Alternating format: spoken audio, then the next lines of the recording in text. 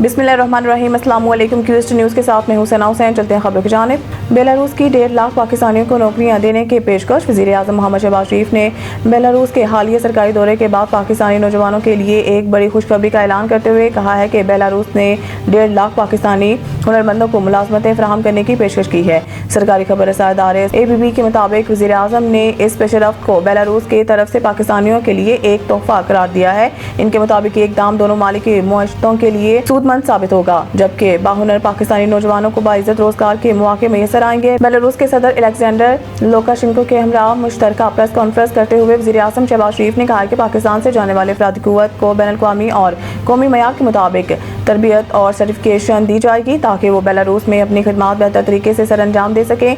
वज़ीर आज़म ने इस एतमाद का इज़हार भी किया कि ये बासलाहियत नौजवान बेलारूस के लिए एक कीमती सरमाया साबित होंगे।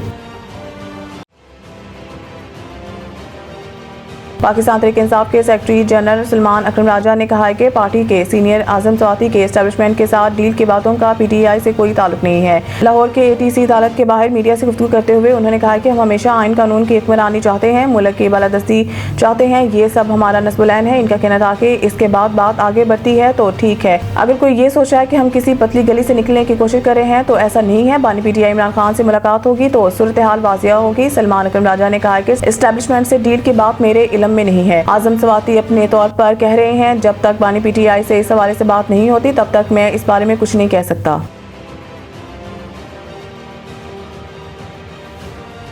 वफाकी दारुल-हुकूमत इस्लामाबाद, खैबर पख्तूनख्वा और पंजाब के मुख्तलिफ शहरों में ज़लज़ले के शदीद झटके महसूस किए गए हैं। पंजाब में रावलपिंडी, अटक, चन्योर, चकवाल, मियांवाली और गिरदनवाह में ज़लज़ले के शदीद झटके महसूस किए गए। इसके अलावा पेशावर, मर्दान, मेमन और शबकदर में भी ज़लज़ले के झटके महसूस किए गए हैं। ज़लज़ले के झटके लकी मरवत, नौशहरा, सवाबी, लोअर दीर और मालाकंड में भी महसूस किए गए हैं।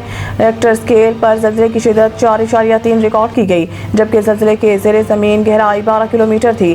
ताहम ज़लज़ले के बायस किसी किस्म के नुकसान की कोई इत्तला नहीं मिली है। ज़लज़ला पैमाक मरकज़ के मुताबिक ज़लज़ले का मरकज़ रावलपिंडी से 60 किलोमीटर शुमाली मगरिब में था। दो बड़ी ताकतों में टैरिफ जंग में मज़ीद शिद्दत आ गई। अमेरिका और चीन आमने सामने आ गए। चीन ने अमेरिका के 145% टैरिफ के जवाब में अमेरिकी मसनूआत पर 125% टैरिफ आयद कर दिया। व्हाइट हाउस के मुताबिक अमेरिका ने चीन पर 20% लेवी कीमत में इजाफा किया। चीन ने अमेरिका को आलमी इक़्तिसादी निज़ाम के लिए खतरा करार दे दिया। चीनी वज़ारत ख़ारजा ने दो टोक ऐलान करते हुए कहा कि आलमी तजारती क़वानीन पामाल नहीं होने देंगे। अमरीकी धमकियों से खौफज़दा होने वाले नहीं, ब्लैकमेलिंग में नहीं आएंगे। वाशिंगटन तजारती जंग चाहता है तो आखिर तक लड़ेंगे।